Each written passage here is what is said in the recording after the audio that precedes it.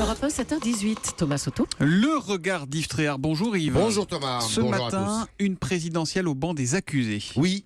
Est-ce que vous avez déjà vu 3 des favoris à la présidentielle rattrapés à des degrés divers, certes, par la justice? Eh bien, jamais. Moi, jamais. Fillon mis en examen pour détournement de fonds publics, Marine Le Pen mise en cause pour une histoire d'emploi fictif de collaborateurs et sous-évaluation de son patrimoine auprès du fisc, Macron qui est aussi soupçonné de délit de favoritisme et surtout de non-déclaration de ses revenus quand il était banquier. Bien sûr, de Chaban à Chirac, en passant par Giscard, chaque présidentielle a eu son affaire présumée. Mais là, c'est l'ère du soupçon généralisé, la traque aux tricheurs. Cette ambiance poisseuse traduit en tout cas un changement d'époque. Qu'est-ce qui vous permet d'affirmer ça, Yves? Eh bien, les politiques ne sont pas plus malhonnêtes qu'avant, ça serait faux de le dire, mais ils sont beaucoup plus sous les projecteurs. Est-ce le prix à payer de l'exigence de transparence? Oui.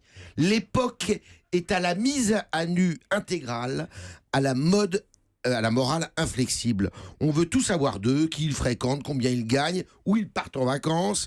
Cette transparence est facilitée par l'info continue et les réseaux sociaux. Le canard enchaîné n'est plus le seul procureur. Sur Internet, la rumeur enfle, roule, se répand. Les lanceurs d'alerte sont partout, jour et nuit. Puis à force, la rumeur devient information, à vérifier. La pression est énorme, alors la justice se met à enquêter, mais il est déjà trop tard, dans un pays où la présomption d'innocence vaut présomption de culpabilité. C'est le règne de la démocratie d'opinion.